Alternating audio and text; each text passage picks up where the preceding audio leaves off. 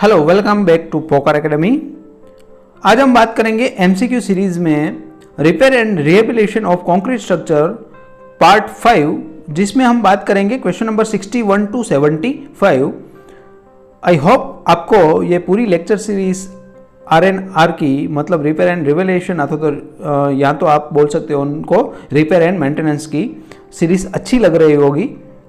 और अगर आपको काम आ रही है एग्जाम के लिए तो प्लीज़ लाइक करना मत भूलिएगा और शेयर करना भी मत भूलिएगा। और अगर चैनल के लिए नए हैं तो प्लीज़ सब्सक्राइब कर लीजिए और बेल आइकन को जरूर प्रेस कर दीजिए, जैसे नए वीडियोस की नोटिफिकेशन आपको डायरेक्टली मिल सके।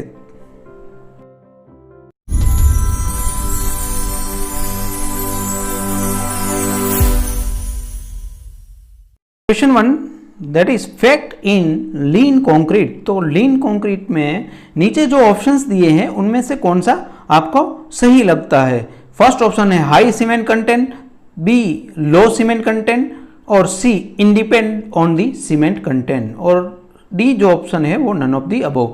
तो लीन कंक्रीट हम उनको कहते हैं जिनमें सीमेंट जो है उनका कंटेंट कम होता है, और रिच कंक्रीट उन्हें हम कहते हैं जहां पे सीमेंट कंटेंट जो होता है वो होता है high.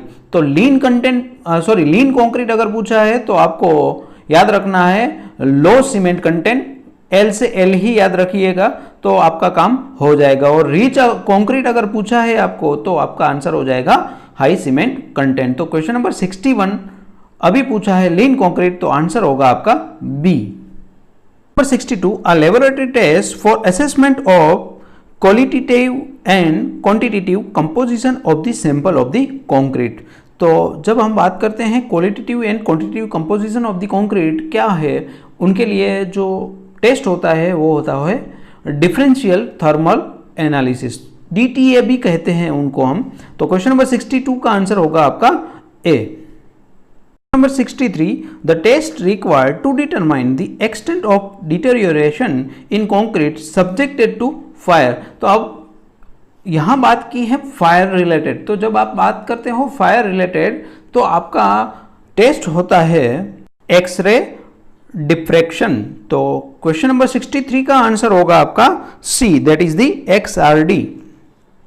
64, a field method for determination of discontinuities, cracks and depth of the crack. तो जनरली हम बात करते हैं जब डिसकंटिन्यूटीज और क्रैक डेप्थ की, तो आपका आंसर होगा अल्ट्रासोनिक पल्स वेलोसिटी मेथड। तो क्वेश्चन नंबर 64 का आंसर होगा आपका D. Next question is a field laboratory test method to defect the hidden damage and its extent.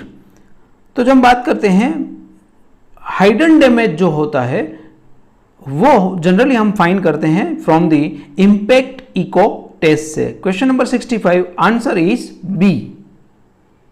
Question number 66, which test is considered as partial destructive test. जब आप बात करते हो partial destructive test, सबसे पहले बात तो दो टेस्ट होते हैं, एक होता है NDT that is the non destructive test, and second जो होता है वो आपके पास partial destructive test. Non destructive में क्या होता है, आप कोई भी डिस्टर्बेंस नहीं करते अपने स्ट्रक्चर को, but in the case of non partial destructive test कहीं ना कहीं हम थोड़े बहुत उनको डिस्टर्ब करते हैं। तो क्वेश्चन नंबर 66 का आंसर डी होगा, क्योंकि 66 में जो भी A, B और C ऑप्शन जो दिए हैं आपको that is the NDT test. सो question number 66 answer is D. Which test is considered as non-destructive test? Option A pull up test. तो पुल अप टेस्ट में आपको कहीं ना कहीं पुल ऑफ हो या पुल आउट हो, दोनों कंडीशन में ए और डी ऑप्शन में कहीं ना कहीं डिस्ट्रक्टिव होगा ही, आपका स्ट्रक्चर डिस्टर्ब होगा ही। तो अब ऑप्शन है बी एंड सी। तो पेनिट्रेशन रेजिस्टेंस टेस्ट, तो पेनिट्रेशन जब आप करना है, जब आप करते हो कोई भी स्ट्रक्चर में तो वो भी होगा आपका डिस्ट्रक्टिव टेस्ट। तो क्वेश्चन नंबर 67 में आपका आंसर हो जाएगा C, that is the nuclear method. Question number 67 answer is C. 68 is code of rebound hammer test procedure. तो जो रिबाउंड हैमर टेस्ट की प्रोसीजर दी है वो कोड है 13 311 और उनमें भी याद रखना अगर पार्ट वाइज भी पूछा है आपको तो उसमें पार्ट 2 है for the rebound hammer test. तो 68 का आंसर हो जाएगा आपका D. Next question is average rebound number for very good hard layer. तो ये वैल्यूज आप याद रखना, अगर ग्रेटर देन 40 है तो आपका होगा वेरी गुड हार्ड लेयर। सो क्वेश्चन नंबर 69 का आंसर होगा आपका ए। सिमिलरली 70 क्वेश्चन में आपको पूछा है गुड लेयर, याद रखना वहाँ पूछा था वेरी गुड हार्ड लेयर और यहाँ है गुड लेयर। तो गुड लेयर कंडीशन होती है रिबाउंड नंबर 30 to 40 में। सो क्वेश्चन नंबर 70 का आंसर होगा आपका बी।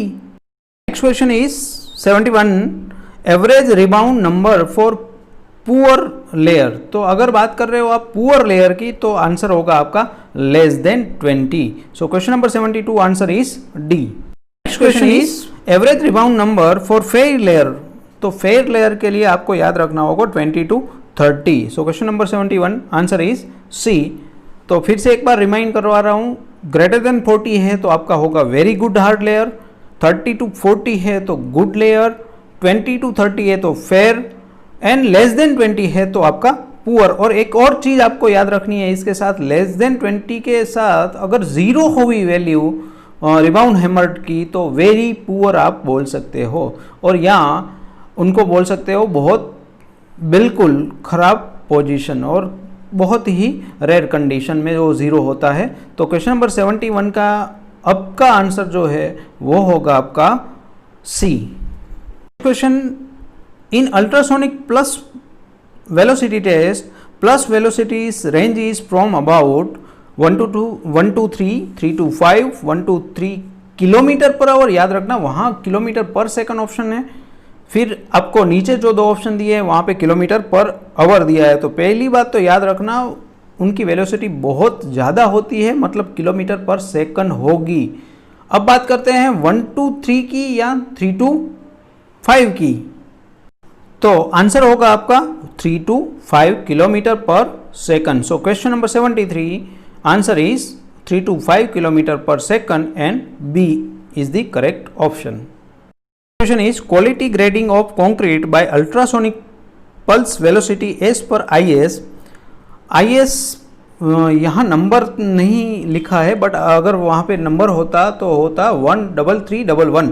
याद रखना पहली बात तो कोड जो होता वो होता 13311 और उसमें पार्ट होगा 1 for the ultrasonic pulse velocity. तो याद रखना अगर अल्ट्रासोनिक पल्स वेलोसिटी पूछा है तो पार्ट होगा 1 और अगर रिबाउंड हैमर पूछा है तो पार्ट होगा 2 और कोड का नाम अगर पूछा है तो 13311। सो क्वेश्चन नंबर 74 का आंसर होगा आपका ए।